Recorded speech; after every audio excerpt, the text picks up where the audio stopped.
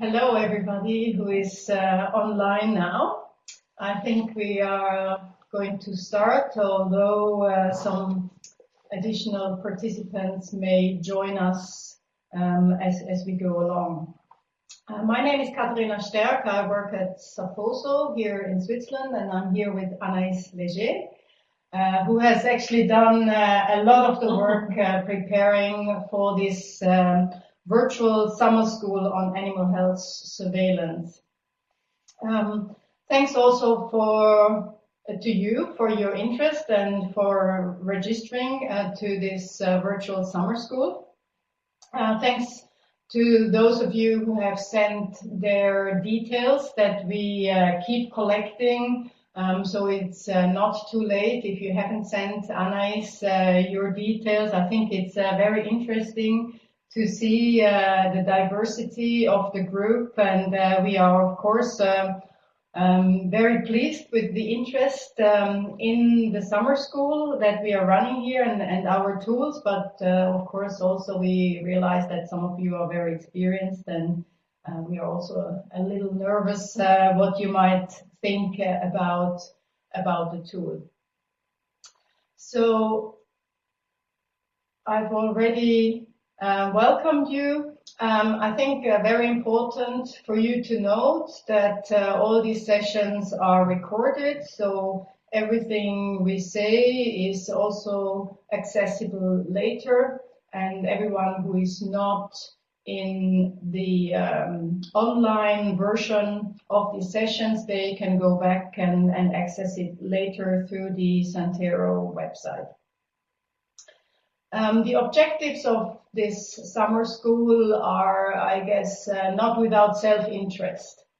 Of course, we want to provide an introduction to these tools to you, so we would like to set them into the context of the design and evaluation of animal health surveillance. And from the registration, we know that you are all within our target group, and you are very active in this field. So we would like to promote these tools to you, so you can have a look at them and hopefully find them useful. But also, since these tools are still relatively new, we are very interested in obtaining your feedback and your views in terms of the utility of the tools. So there will be a huge emphasis on this, and we would like to thank you already in advance for your very valuable feedback, particularly also if things do not work. These tools are still under development, so this just as a word of caution and to manage expectations, I guess. There may be issues. We have done our best to identify issues in preparation for this week, but if you come across any problems, please take note and feed them back to us. We really hope it will be nothing too frustrating, but this is really part of the exercise to see how you find these tools useful in the actual application for your own objectives. Just a few words about the background of these tools. They originate from a project called Risksur, and the website of this project is still available if you want to go visit. So it's shown here on the slide. This project was funded as part of the EU framework, so-called Framework 7 funding round. It was a multinational consortium working on animal health surveillance over 3 years, with all kinds of activities and all kinds of, we believe, interesting outputs. And very central output from this project were these tools that we have developed. And even though the Risksur project is now finished, we are continuing to develop these tools in this new project called Santero that is sort of providing the platform also for this summer school. So we are continuing this work, and your contribution will also help us to improve further. I would like to say a few words about this week. We call this a virtual summer school, so that means we really have no real classroom in it as itself. So we also have limited means of interaction, but nevertheless we have some elements that we provide online. At least for those of you who are free in those time slots to have a bit of a more, let's say, real interaction. Also, you have the opportunity to chat, to type issues during these sessions. So these are online lectures, but then there are also tutor sessions that will go along with your exercises that you're working throughout this week. And then also on Friday we will have some presentations. Hopefully also some of you will be able to present there. And then in between these online sessions we have these offline activities. So this is again a mix of things, some recorded lectures or webinars, some recommended readings, but then also very importantly, your own work, what we call the case studies, where you will select a topic that is relevant to you and then gain some experience with the tools that we provide, working along your own examples and surveillance question. We have a dedicated website for this summer school where all the resources, including the sessions or the recorded sessions, will be available.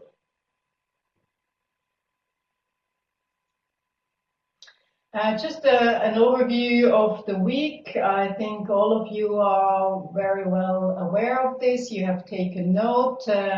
This is just to remind us we are now here, of course, at the very beginning. Then later today there will be, these are, of course, indicative time periods where we thought it would make sense if you have time to look at these webinars during these dedicated sessions. That will be perfect, but of course it's flexible. You can do it whenever you are free to access these tools. What is fixed is, of course, the tutor sessions when Anais and some other colleagues will be available and will look at your questions that will be collected also through the forum, but also during those tutor sessions through the chat functionality. You will be available or you will be able to ask questions or get clarification on both the use of the tools or the practical side, but also more conceptual side if you have issues there.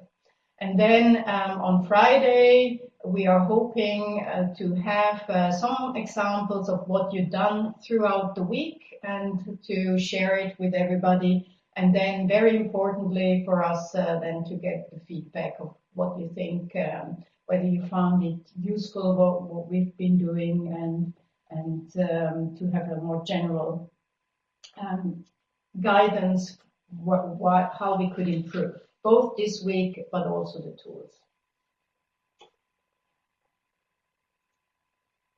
So I'll hand over to Anais, who is really the expert on the technical side and setting up everything that it works perfectly. So she will say a few more words. I guess most of these things are already known, but just to be sure that you are all aware. So the next webinars will explain everything more in detail, but you need to register to 2 different websites. So you need a username and a password for the web tools, and then for the WIKIS space. And to enter the WIKIS, you need the codes. So they are provided here or in the previous mail I sent, so last week. That's it. And about the communication, as already said Katarina, you can type on the chat box, or you can go online on the forums in the wikis to ask questions, and tutors will regularly check and answered online or answered only during the tutor session.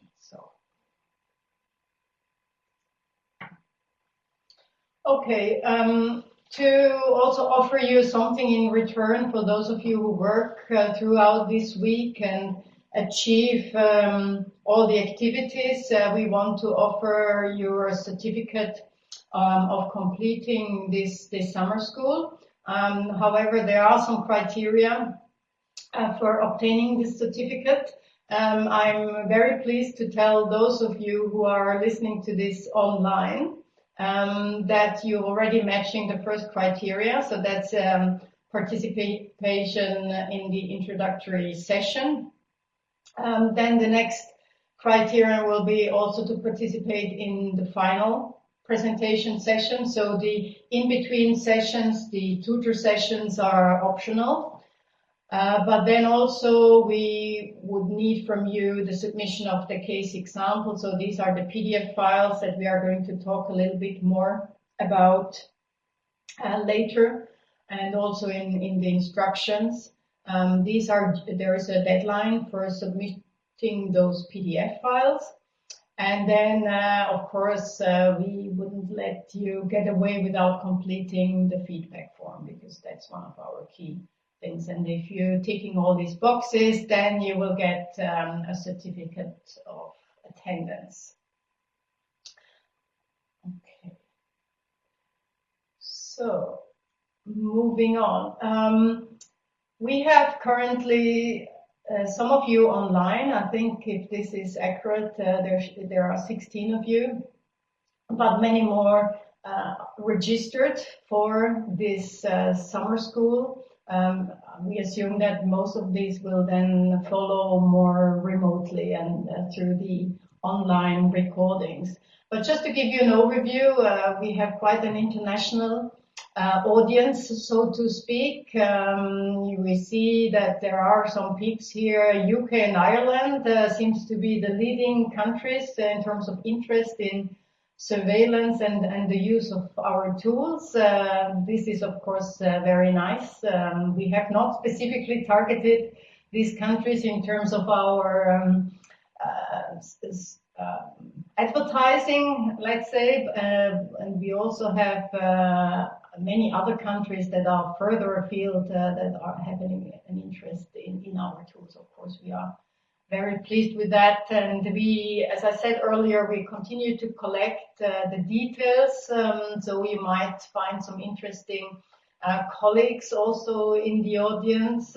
So as I said earlier, if you haven't sent us your detail, it's not too late. Anais will keep collecting these and put them together and share the full list with all of you at the end of the week.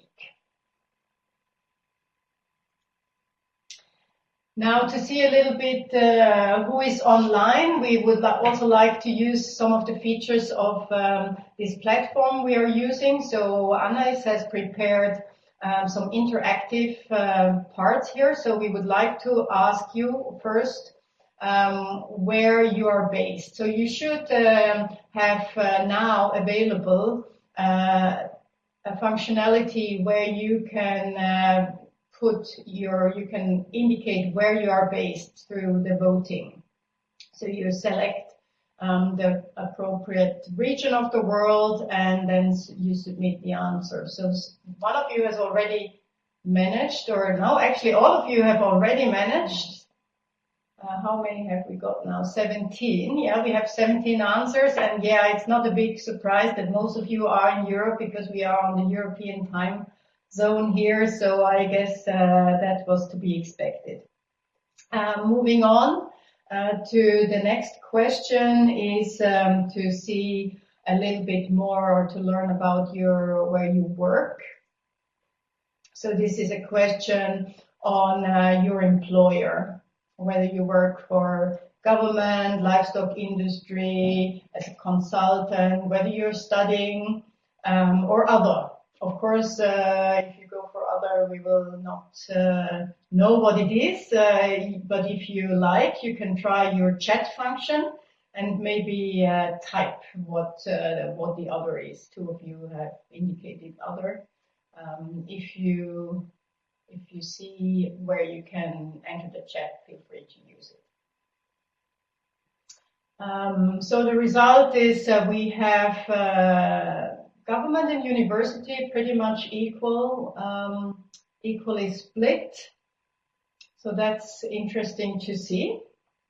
Thank you very much. So we are moving on to the next question, which is about your motivation to participate in this activity this week, whether it's a general interest or you have a specific interest that made you register for this course, or whether it perhaps was recommended as part of a degree program that you're following. So from the answers, I see that many of you have specific work-related needs, so that is of course very good. So you should already have some questions that or some examples that you want to use for your case example to work throughout the week. So excellent. But even if you have general interest, I'm sure you will come up with something to use in the case study. So we have one more question for you, and that is in terms of language. Just for us to see, we are of course delivering everything in English. We will be trying to speak slowly to make sure that also non-English speakers will be able to follow and understand. So we see that we have quite a few others. Again, if you like, you can use the chat function to indicate what your other language is. Yeah, we have none of the exotic languages at the moment. So I guess that should make it also easier. Of course, all of you who have English as a first language, you should be perfectly fine, even though English is not our first language, but we shall do our best. Okay, so this was sort of the introduction part, and what we are hoping to do during the rest of this first session is to try to set the use of the tools a little bit into context. So we are going to step back a little bit and maybe talk a little bit more generally about surveillance. Surveillance as part of the policy cycle, and maybe the policy cycle itself, because I'm not sure, even though many of you have indicated you work for government, but I'm not sure how familiar you are or how often you think about your own activity in a broader context of policy development. Just again, for the non-English speakers, when we say policy, what do we actually mean? There are different similarly sounding words such as polity, which refers to the institutional structures that describe political systems. Then we have politics, and that's really what happens in parliament. So these are the debates, politicians talking about politics or policy eventually, and so it should lead to policy being formulated. And of course, it is politics manifest themselves in legislations. But there's a lot of course, party interests and disagreement and discussions happening in politics. And politics then leads to policies. So policies in the context of legislation or surveillance is mainly public policy. So it's a course of action taken by government or legislation, but you can also have policies in a much more general context. A course of action taken, for example, by an organization. Just to illustrate, many universities have policies, personnel policies or information policies. So this is an agreed course of action that they as an organization will follow. For example, a policy of equal opportunity employment. So that's a policy of an organization. But we in this session are going to mainly talk about public policy. So if we think about public policy, and specifically, again, to make it even more focused now, our discussion, policy in the context of animal health. So there is a so-called policy cycle that you could describe for the development or in the context of animal health. That if we start at the top here, you have an animal health problem that needs to be, of course, identified first before it can be considered important enough to be on the agenda. For example, to be discussed either in a government agency or ultimately in parliament. So once it's being discussed, it may be considered then important and relevant enough to develop related policy to address this topic. So these policies need to be formulated and then formally adopted depending on the rules that are relevant in a country. So in most democratic countries, that would involve some elected members of parliament voting on it, and then it would typically be passed on to some government institutions for specific development and then implementation. And when we talk about animal health policy, we then think about interventions of some sorts, and I'll give you some example in a moment if this starts to sound very abstract. Interventions to address this animal health topic, and then surveillance is typically going along with this intervention to really document whether this intervention is working or not. Also, in an initial phase where you're not really ready to talk about intervention just yet, surveillance may be implemented to understand the extent of a problem in a first instance before deciding maybe in the next iteration what should be done and how to best achieve this. So this can also be an iterative process going in parallel with the actual problem and as it evolves.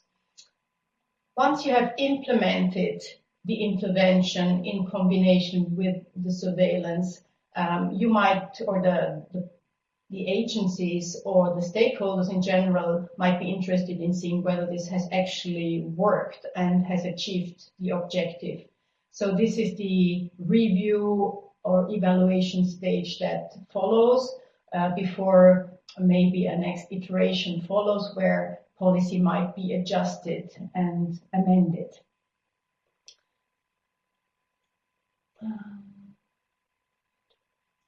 Here. Of course, scientific input is highly welcome in the development, particularly the technical parts where probably many of you are working themselves. If you're working for government, you are probably somewhere here in this technical part that is aiming to be as science-based as possible. But at the same time, there is also international standards that may be relevant, and so that may not always fit the scientific input. And I have an example here to illustrate how, for a specific problem, this policy cycle might evolve. And I've selected bovine spongiform encephalopathy as an example here. Some of you might have been around already when this was an emerging issue in the 80s, and was originally at the beginning an issue for an animal health observation of unknown cause. And it was identified as a problem and then very quickly set on the agenda to discuss specific policies to manage this hazard, because it was, of course, not only an animal health hazard, but also a public health hazard. So policy development was going very quickly for some countries, but not for all in the same, in a synchronized way. And of course, those who were maybe quicker than others, they were also operating in a situation where there were not yet standards set at international level. For example, from the World Organization of Animal Health, the OIE, had not at that stage agreed on standards that should be applied. Also, there was no experience at that point what would actually work, and it was pretty much a trial and error approach for those countries who were, let's say, early adopters of policy. So they started to implement both control measures as well as surveillance, and it was very much an iterative approach where first, for example, feed bans were implemented only for ruminants, and those were then quickly seen to be not effective enough. And this was seen thanks to the surveillance that went in parallel with these control measures that were implemented, and then those control measures were changed and expanded and enhanced until we have what's still in place in terms of policy today. And then, of course, also in the meantime, these standards have been internationally formulated and agreed. And you could say, okay, so did it work? And that would be sort of the final bit to close this cycle. Has it worked? And evaluation would be a formal approach to really establish whether all these policies that were implemented has actually achieved the objective. And some countries have conducted evaluation specific for their own BSc programs. However, this has not been conducted, I don't think, in a sort of systematic way. So I would call it sporadic. So I think this already indicates that evaluation perhaps is a sort of a new area that is still evolving and has a lot of potential to gain relevance, even more relevance in the future.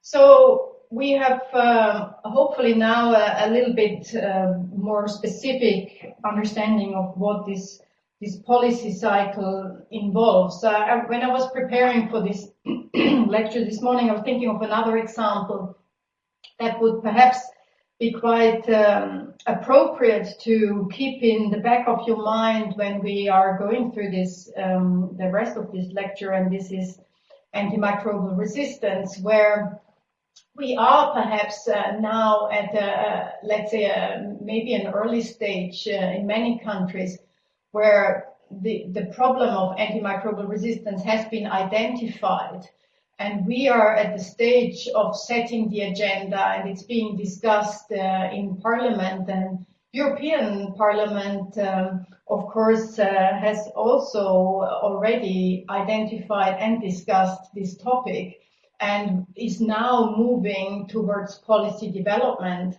But at the same time, some individual countries have already moved ahead and they have identified policy already. And so maybe again, quite similarly to the situation I described for bovine spongiform encephalopathy, just a moment ago, we have now a situation where we are maybe not totally in sync in terms of this policy cycle between countries. And this, of course, then has also an impact on the interventions and the surveillance that is being formulated and used. And we are at this stage probably not quite clear which are the most beneficial, the most effective approaches that we should use. So I was thinking this morning this could also be a good example to keep in the back of your mind when we talk about policy as an example. So who is setting policy anyway? And we have, of course, different levels where policies are set. First and foremost, it's the national level, and of course, it depends on the structure, the political structure you have in your individual country. You can maybe think a little bit about how this would work in your own country. Who would set policy on animal health, including surveillance? So who would decide which approach to use, for example, for antimicrobial resistance in animal health? Who would set this in your country, and how would the decision be taken? And who would then implement surveillance once this is decided to go ahead? Most countries, of course, are now not able to operate in isolation. So there's also the so-called supranational level for those of you who are in Europe, and I think most of you are. This would be the European Union, but also if you are outside Europe, most countries now participate in sort of wider trade agreement. And so they are not entirely free to do whatever they like. They have to keep in mind what it means for their neighbors and also more distant neighbors in terms of international trade. And of course, we have the international level. So this is for animal health. I'm talking about the OIE, who is also active in setting standards in terms of both policy for animal health in general, but then also surveillance policy. So they have this process of formulating the standards, and then there is a mechanism to agree and pass these standards so they become relevant, and then of course have an impact again, and thus closing the cycle that you are not entirely free anymore at national level, what you can and cannot do in terms of what's minimum requirement if you want to participate in international trade. As you are aware probably that the standards set by the OIE are relevant under World Trade Organization rules. So what are the options for policy makers? So what are the instruments, how you can achieve an objective that is agreed in Parliament? So you can go along different pathways or routes here. You can try to work with motivation, for example. So you have, going back to the example of antimicrobial usage, you could start to try with motivation, so to reduce usage through persuasion, to give some, maybe your instruments would then be to provide information so that, for example, farmers would be aware how much they are using, or vets, and then hopefully they would realize, or they would motivate them to reduce. Another option could be to be more prescriptive, for example, to pass, to ban certain type of usage, also to set some standards if and when it could be used, or to bind it into some kind of more restrictive legal requirements. Who is allowed to prescribe, for example, or for which objectives are you allowed to use or not.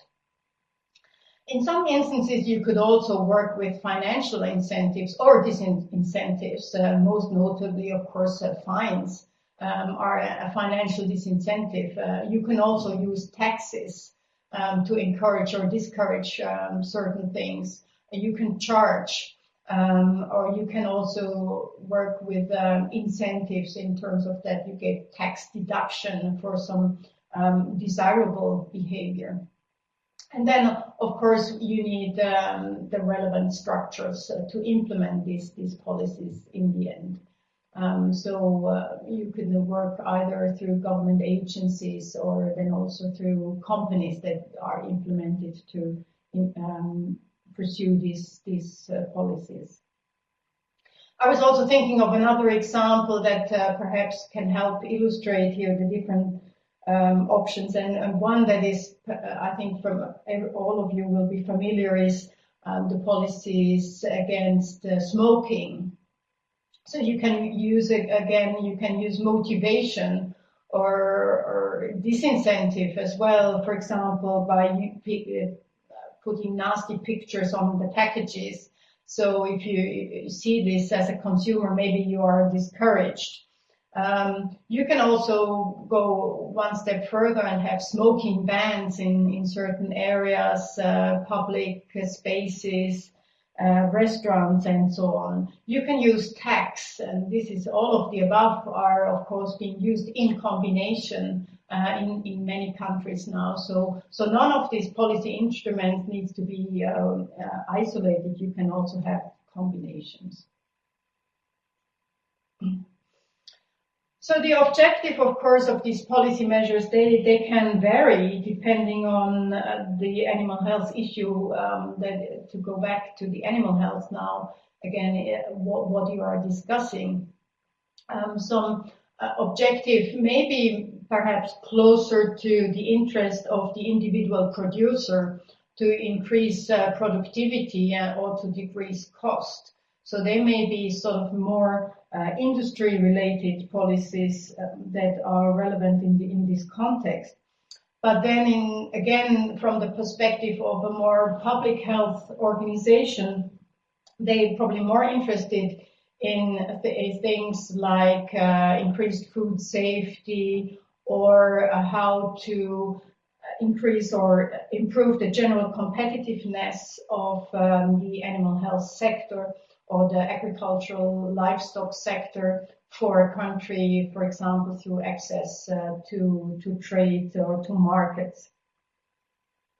And there could be others. So it depends a little bit what exactly the policy you're thinking about. And again, you could now reflect about this in terms of antimicrobial usage. What is the aim of policy measures? I guess at the moment we are probably mostly in the context of public health.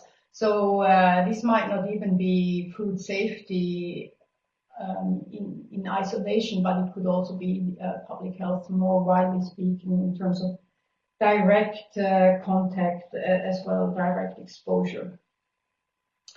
But then, of course, we're talking about surveillance policy now, and you could think like, ask yourself, surveillance policy in itself, will it be able, if you introduce surveillance, let's say, again, for antimicrobial resistance or usage, will surveillance in itself achieve the policy objective, which is probably to reduce the risk of resistance and related animal or public health consequences, to reduce the risk of resistance? Would that be possible to achieve by surveillance in isolation?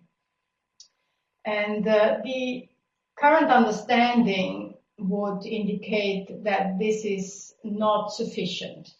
It's a requirement to have surveillance in order to know where you are and to be able to see which direction you're moving, but really you need something else. You also need an intervention. You need some measures.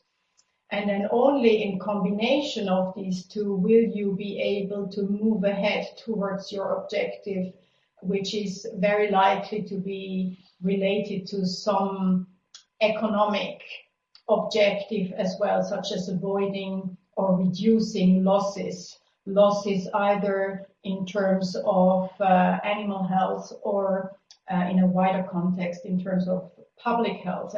And losses include all sorts of economic investments. So this could be losses by farmers, but also economic losses from public organizations that they have to spend a lot of money, for example, to correct, to address outbreaks, to, for example, again, in the context of resistance, to support and cure people who suffer from diseases that are no longer treatable.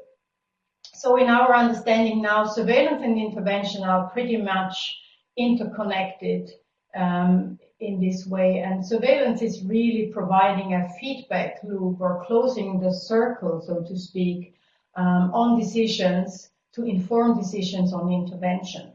And it's true that you can also start out in a very early phase of a specific problem where you do not really have a decision just yet what your intervention should be and how far-reaching it should go. And you want to start with some kind of scanning surveillance, you could say, to see where you are, like how large is the problem, to then inform the decision on the intervention and what is justifiable also in terms of expenses, what you should and should not do. So these two are very closely connected, and although we are focusing here mainly on surveillance, we should not forget this link between surveillance and the policy cycle at large. So that is true also when you consider the more technical side, perhaps, of surveillance in terms of the implementation, where you decide about the design of your surveillance system. And this is very much where this course, of course, is going to focus during most of the rest of the week, where you're asking yourself how to best design surveillance and how to measure whether it's working or not. So just a few more words on that implementation side. So the design decisions depend on the policy context, because first of all, you need to go back and reflect, okay, am I really free to design whatever I want? Or are there perhaps some international standards that are already restricting the freedom, because there are some minimum requirements that have to be put in place? Also, there could be some restriction in terms of political restrictions, you could say, because some key stakeholders already have expressed their minimum expectations, and your members of parliament are not willing to go against their constituency. So this might create some political constraints that, even though we are now discussing the more technical side, you might not be completely free what to do or not to do. Also, it may not be clear what is the desired performance. I mean, how far do you really want to go? For example, in terms of sensitivity of a surveillance program. Of course, the more sensitive, the better, maybe we think as epidemiologists, but the reality is that this will not come for free. So this will come at a cost. And there may be a budget. I guess there will be a budget. I think all of us have budgets somewhere, even if we may be not thinking about them all the time. But ultimately, it's also a question how much can we afford. And I guess in the current economic situation, also for many, the question maybe starts out from a different perspective altogether. So what is it we can actually do given this budget? So what are the best alternatives? What are the most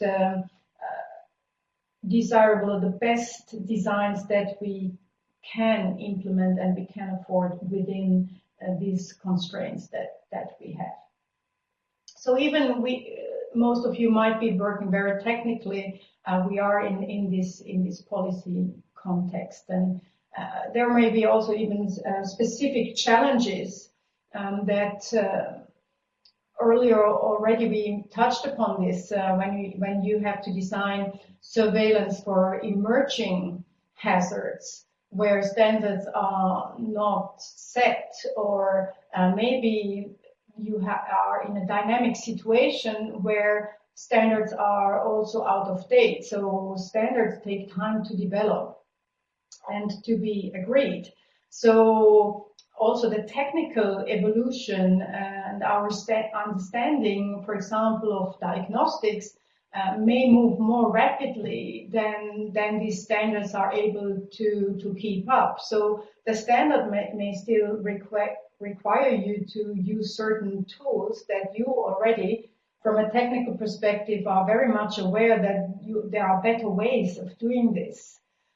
So these are challenges then, of course, to see how you can find a compromise, or also how you can use your means or your access to lobby, I guess, from a science perspective, for these international standards to be adjusted and to evolve. There might also be political issues, of course, in terms of what's the level of protection that your parliament is willing to fund. So ultimately, this all kind of, we're always coming back to this. You have noticed by now that resources and politics are constantly present in anything to do with surveillance in a public health or animal health context. And then, of course, last but not least, there may be also this question, and did it work? And even at a higher level, the question, and was it worth it? Did you, were this investment, literally economic investment, was this expense justified? Did you achieve the objective that was originally set, for example, in Parliament or by the legislation? Was this achieved? And you have your technical surveillance cycle here that is very much evolving around your data collection, your analysis, and your dissemination and feedback of the information that is created. Reporting mechanisms. You might be quite content in continuing in this cycle, but then, of course, when these questions are asked, these are also challenging in a way. I mean, and I think this evaluation, this is under the heading of evaluation. It's also, of course, an opportunity to improve, to step back, to ask the question, is this what we are doing? Is this the best way of doing it in the operative context, but also in a wider context? And this is where evaluation comes into the cycle, and that's the next step here in this graph that we keep seeing here. So you could also call it review, but now increasingly the term evaluation is used, and it's being used particularly in European context at the highest level. So the European Commission is increasingly using evaluation, but also individual countries are increasingly using evaluation in a quite formal and systematic way. For those of you who have not perhaps come across evaluation in their daily work, in a very specific way, this is actually nothing that is for animal health policy cycles specifically. It's a very general term, and if you use reading these examples that of course come from the internet and from sites that have nothing to do with animal health or public health for that matter. So you, if you're reading this, you see that evaluation is a very generic process that can be used in any context. And I particularly like the second one here, that is sort of kind of putting it in a very non-technical way. So this is evaluation is really about careful and thoughtful judgment or consideration of the value of an activity, and specifically we are now talking here about evaluation of surveillance. So to ask yourself either, am I doing the right thing? So this is sort of at the higher level. Is this the surveillance that we really need? Are these the issues that we should worry about? Are these the hazards we should worry about? Is this setting the right priorities, if you like? So this is answering this question, are we doing the right thing? Also, what could be alternatives? If we were not doing this program, could we do something else? If we're not doing surveillance of antimicrobial resistance, what else would we do? Or what else, to turn it around, what else could we not do to have the funding to now do more surveillance of antimicrobial resistance? Are we doing the right thing? So this is sort of more a high level question.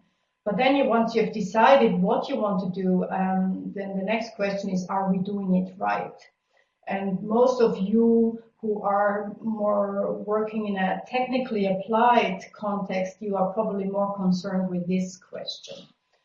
Somebody else might be deciding what type of surveillance is required now and what should be the priorities that are set.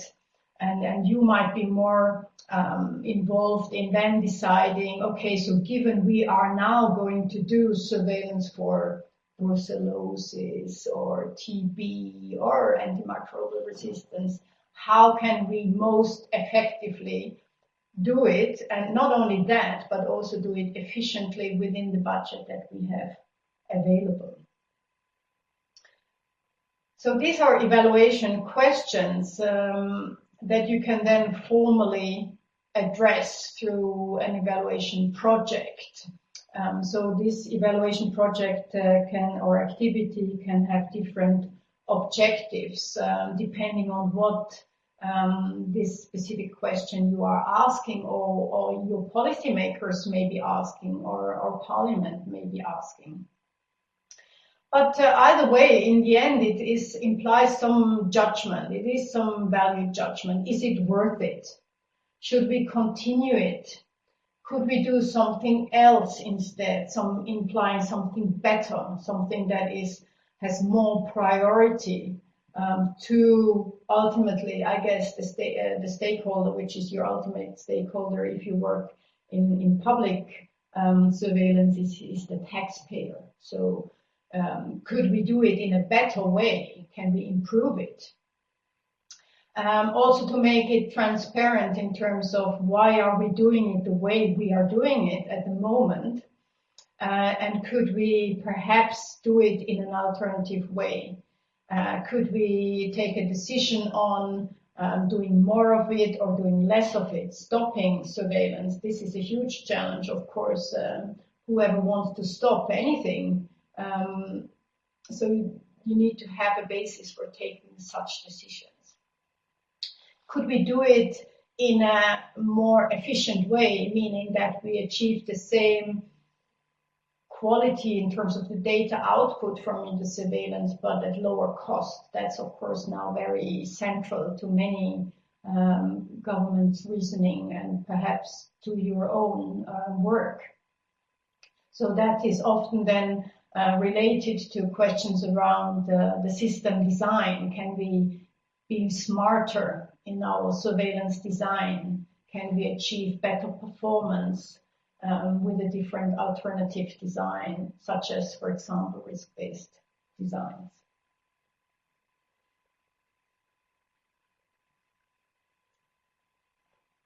So the benefits of evaluation are then to be able to answer these questions, right? So you can assess, you can quantify the effectiveness and the impact of your surveillance. You can really demonstrate it. You can provide the evidence of whether it's working or not and how perhaps it could be improved. You can also, in the context of a control program, identify success or failure of a program by providing the feedback to this program and to see whether you're going the right direction, whether your level of resistance is really reducing or whether it's unchanged, or BSE. That was very much working this way, that there was originally feedback that the reduction was not really there and more needed to be done. So you can improve disease control programs or animal health programs. You can introduce and evaluate the impact of new measures. It could be any intervention, really. It could be any policy option that we considered earlier. It could be a vaccination program. It could be a volunteer program. It could be an information program. It could give you feedback on whether it's working or not, and it could justify further funding. Many policies now are only introduced for a certain period and then subject to evaluation. For example, we have been involved in the evaluation of an early warning system in a country. So the funding was only granted for a limited time period, and then only after evaluation could show that this was really achieving the policy objectives would the funding be extended or renewed. And then, of course, also sort of a side product could be to identify new audiences and applications for projects and activities through the output of your surveillance and the findings you have. So evaluation can be, of course, done at different levels. It can be very, very high level, as we said earlier, sort of even kind of policy or parliament level. Are we doing the right thing? I mean, this is all our budget we have. This is what the taxpayers give us to play with. And then we have, all these issues that we should address, starting from, at the moment, migration policy to, public health, and then agriculture. So this is very high level evaluation. But then even within animal health and food safety, let's say, where probably most of us are focusing, are we doing the right thing? Should we focus on antimicrobial resistance now, or should we worry about tuberculosis, for example, and how much of the funding, how much of the spending, how much of the effort should go into these different programs? But then once you've decided where it should go, are we doing it right? So after we know what to do, how to do it, after you've decided to do surveillance or disease intervention control policy, for example, for tuberculosis, how to best do it, what is the smartest, the most effective, also the most efficient way of achieving your policy objectives. And this is then where evaluation can help you to check, am I going the right direction? Am I moving forward? And here's just to illustrate an example for early warning in animal health. You could ask yourself, is there a need for early warning in animal health? So this very high level question, should there be funding for it?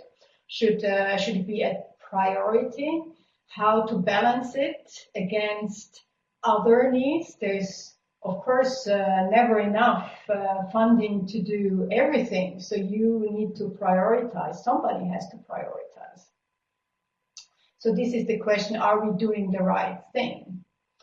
And then if yes, if that decision is taken, then the next question is much more technical and perhaps closer to where many of you work, to ask, okay, so given I should do early warning in animal health, how can I best achieve this?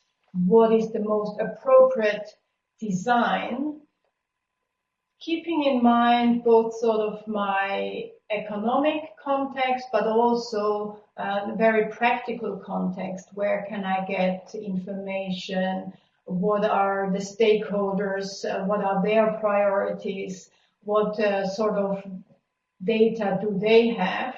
And you decide on your design, and then you are checking whether, given that design you have chosen, whether you are achieving the objectives that you have set for this specific application with this specific implementation at that point in time.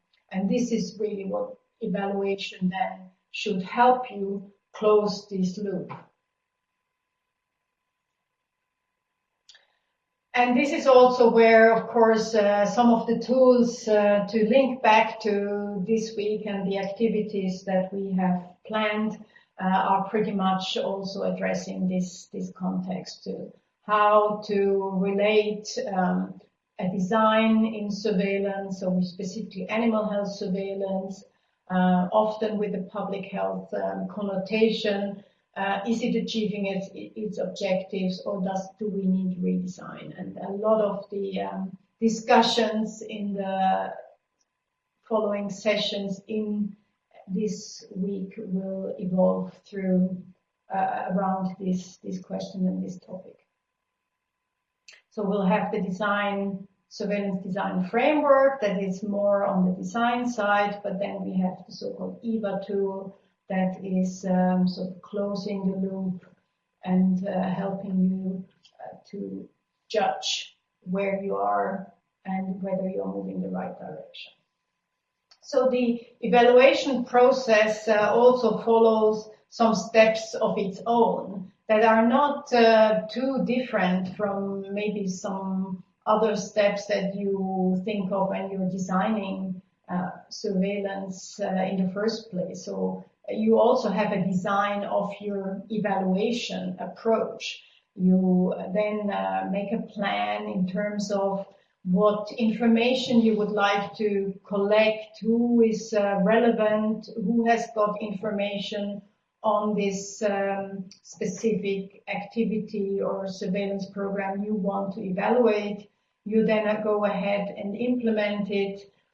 Your evaluation plan, you analyze the information that you have collected and you communicate it back to whoever is in charge of this disease control program, including the related surveillance activities, and then decide whether some changes may or may not be needed. So this is a kind of a sub-process that then starts when you get into the evaluation phase in your broader cycle. And you will learn a lot more about evaluation in some of the upcoming activities. But just to give a very quick illustration for maybe some of you who have not really been exposed to it in their daily work, you could, for example, evaluate the technical effectiveness of your surveillance that you have in place at the moment for a given hazard or a given objective. So first you have to think about the design in the context of the design of your evaluation. I mean, keeping in mind your surveillance objective, because it will make a difference whether your surveillance is targeted at early warning or whether it is targeted at measuring a reduction in prevalence, for example. So your evaluation will also be driven by that. So you have to keep that in the back of your mind. And then you need to decide which attributes of your surveillance system you're most interested in. And that may have been already determined by somebody else who has asked you to evaluate. For example, they might be very interested in cost effectiveness. Or they might be more interested in other performance attributes, we call them. For example, very typically the sensitivity of the system, particularly if you use something related to early detection or freedom from infection. These seem to be very much in focus. So there may be very technical attributes, we call these, that are in the center of your surveillance evaluation objective. But they could also be much more broadly defined objectives, such as is this program really accepted by the stakeholders? Is it contributing value in terms of more broader context, for example, public health.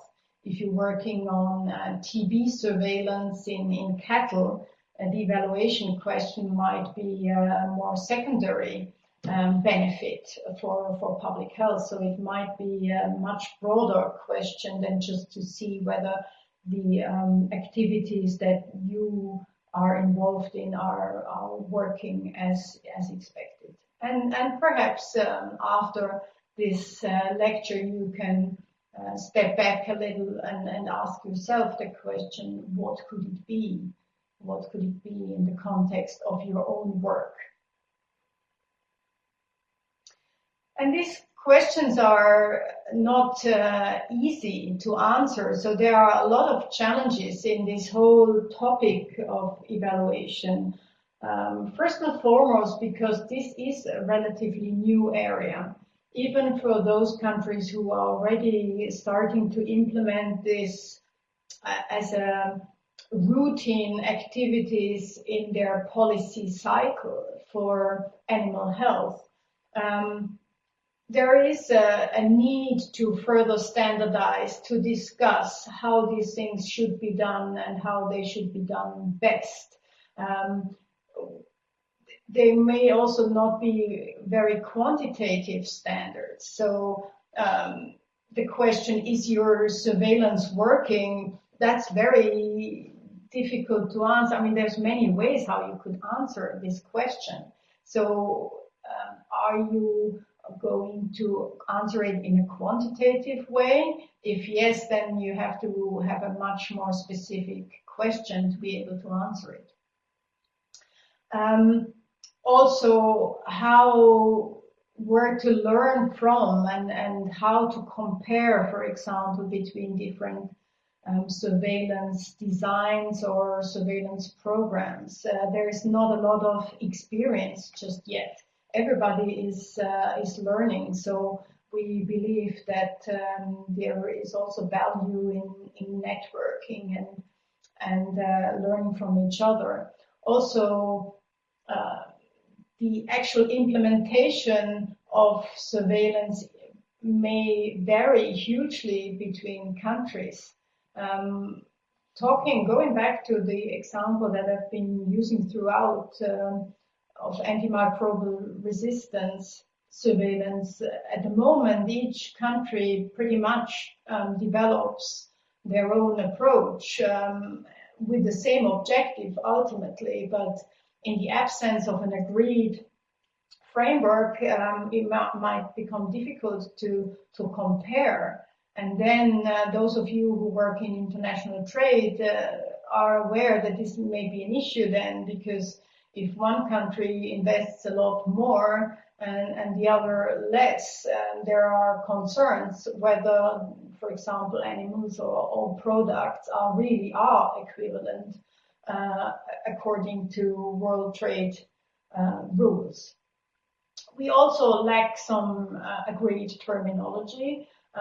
As part of the Risksur project, there were efforts done to define terms, and please, if you're interested, go back to the Risksur website, and there will be a whole list of terms that have been agreed in the consortium, and believe me, it was not an easy task, and it's by no means final or completed. This is work in progress, and I think only through using evaluation in the context of surveillance and gaining the experience and talking about it, discussing with colleagues, we will consolidate this terminology.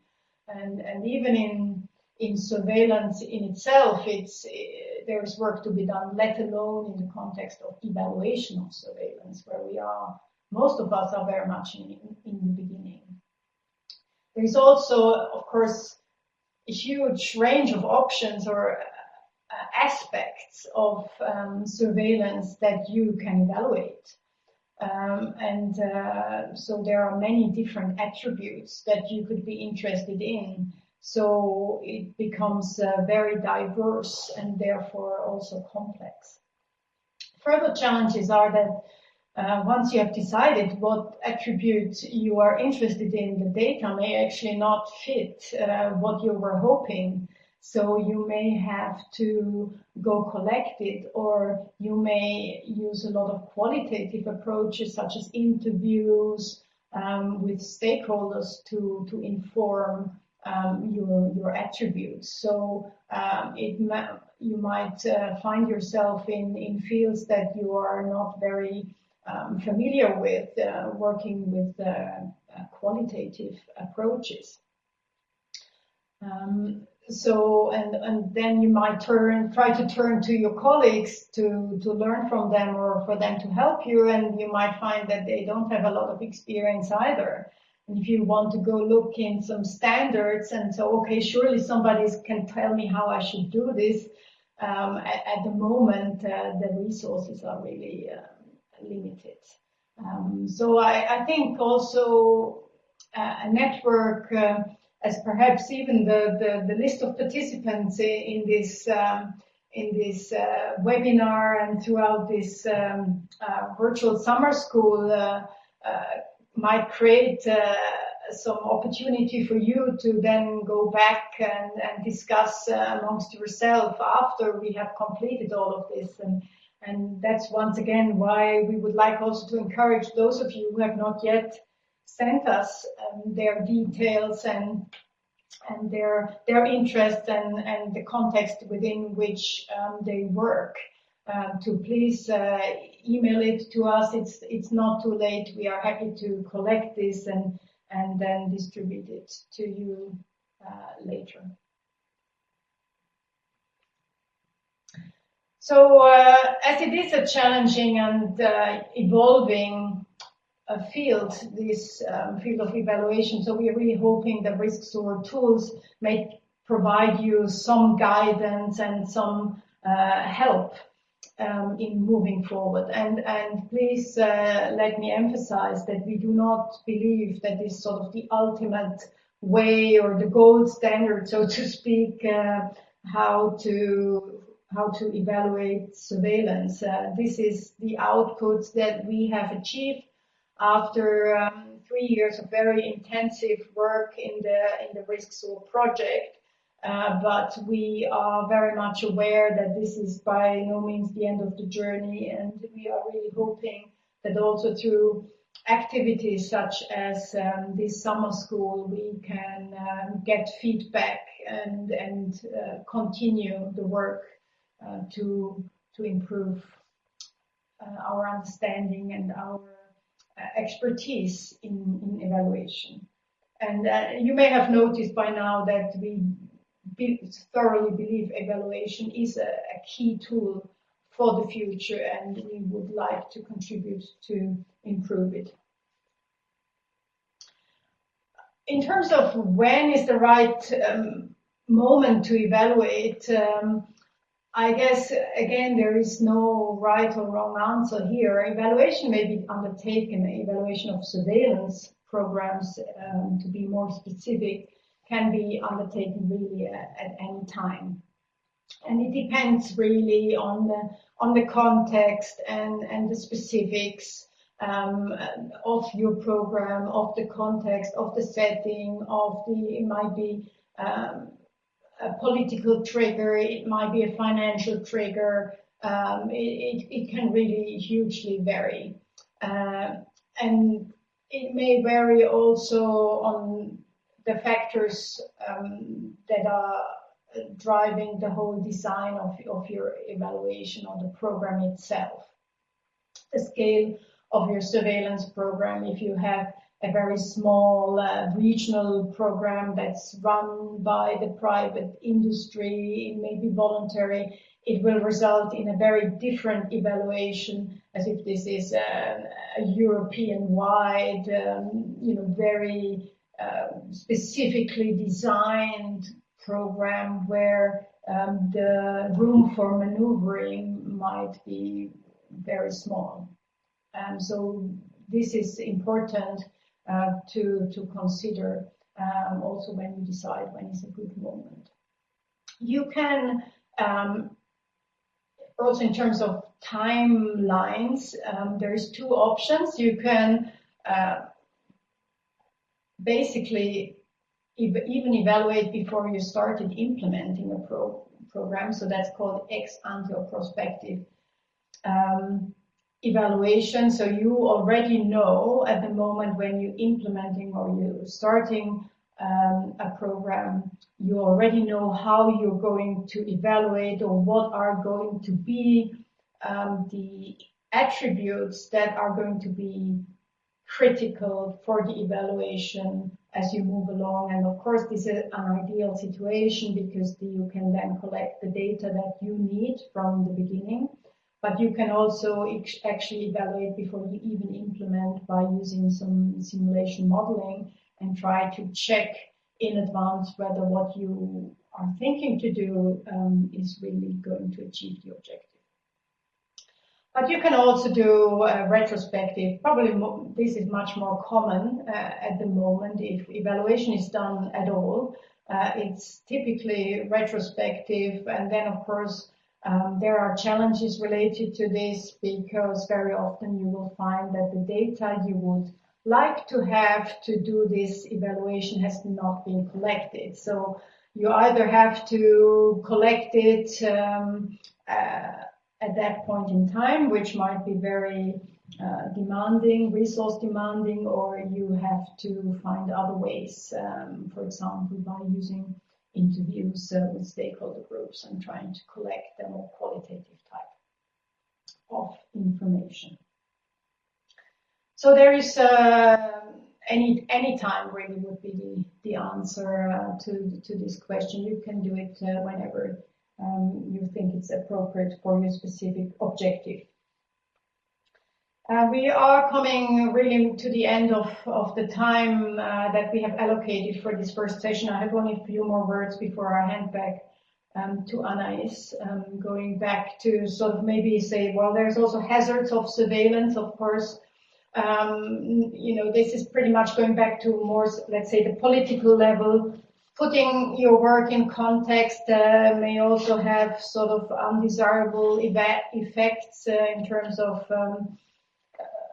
trade disruption. That's what most people are, or politicians are worried about. So surveillance has also can have an impact on trade. And so also your evaluation may or may not be all that welcome. Consumer behavior, and this is where this example comes from, it may also have negative impact or negative consequences if you suddenly talk about, going back to resistance, resistant bacteria in food. As soon as you talk about specific foods, industry might become very nervous. Just think about if you had some resistance in milk, suddenly, all the milk processors and, milk is fed to children, and consumer behavior might be very delicate, so there might be issues. So this is what we mean with the hazards of surveillance. So just to go back to the sort of high level perspective, your surveillance is conducted very much in the context of policy in general. You have the design questions that of course need to be connected to the objectives of surveillance and the policy at large.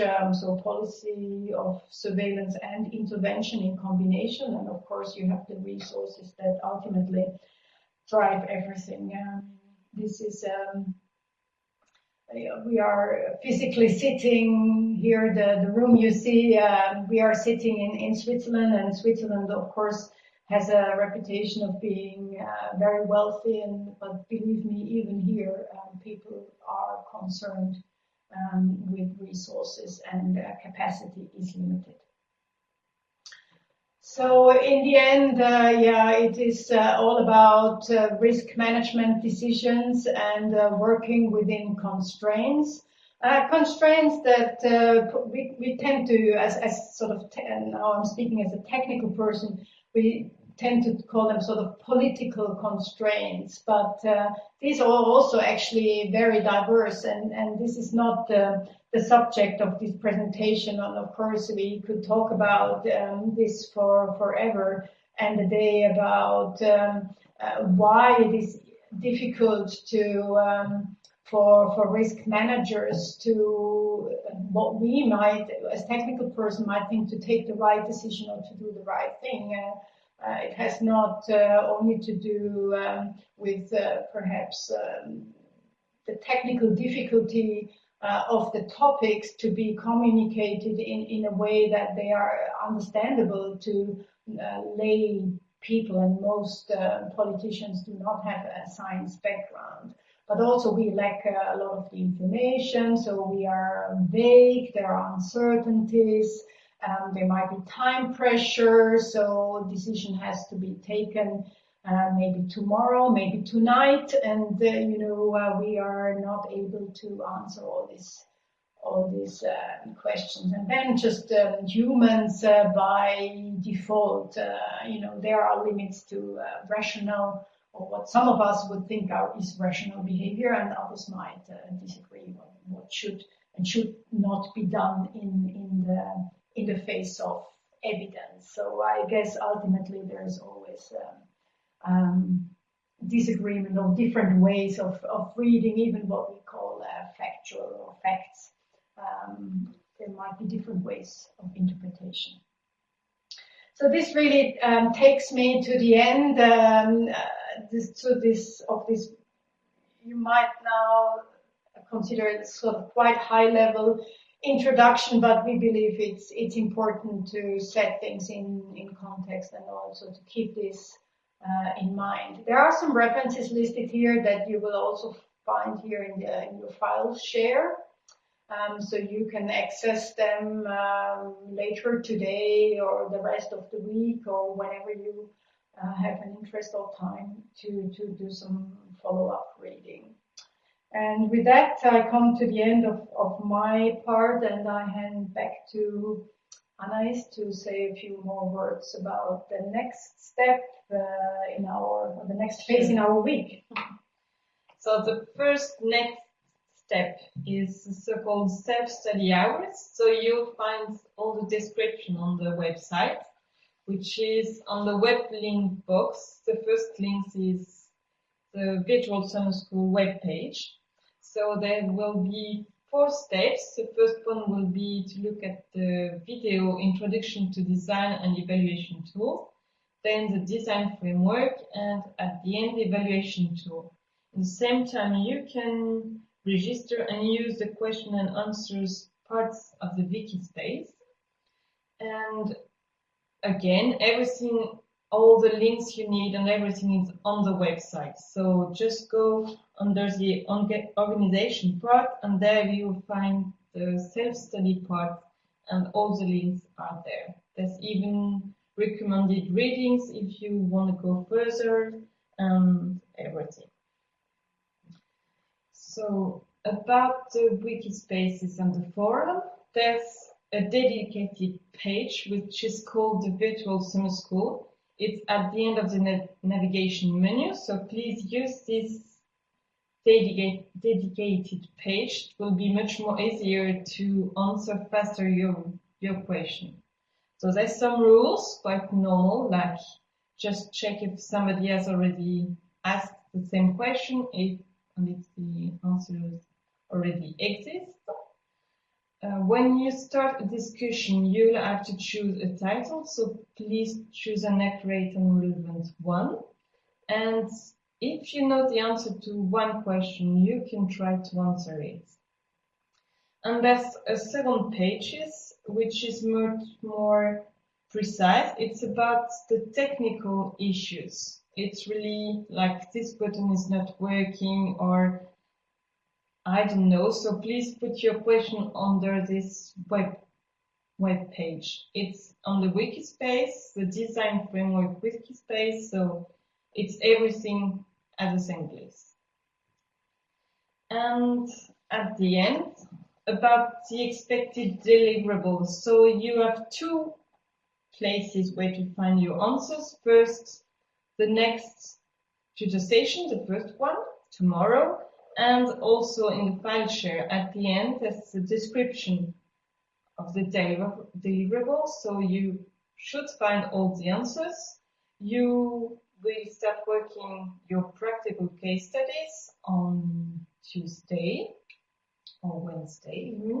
You will access the design and evaluation tool, start describing your case studies. All the questions are defined, so you just have to follow the tool.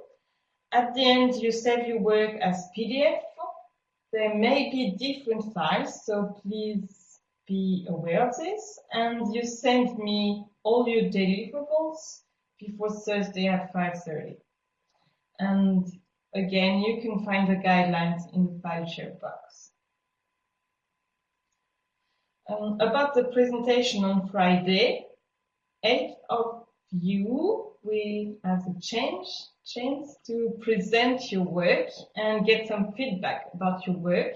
It will be 15 minutes.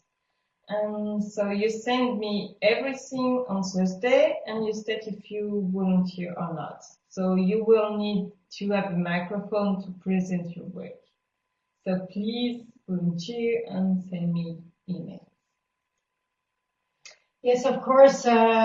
We hope that we will have some volunteers. So please don't hold back. And even if you're not sure, contact Anais to see whether your example, if you have some doubts, we can discuss. So I think it would be very nice to have some real examples to discuss in the final session. And then also we will discuss some general feedback that you have after this week. If what Anais has said now has sounded a bit confusing, or you're not quite sure what she's talking about, don't worry. I think things will become a lot more clear when you start looking at the webinars, and there will be sort of step-by-step instruction. And then if you still have doubts and you're confused, please join the tutor sessions, and you will be able to also type your questions there. And so I hope, I'm pretty confident everybody will follow throughout the week to achieve your own objectives. So that's really all we wanted to say in this first session. I think we almost made it on time. Thank you very much for everybody for attending. And as I said earlier, we have recorded this session. This session will, after we disconnect in a moment, will be uploaded, all of it, and you can go back and listen again. Or listen to the first part. If you have joined us later, you haven't missed it forever. You can go back and listen again. Thank you very much for attending, and looking forward to seeing more of you throughout this week. Thank you very much. Thank you.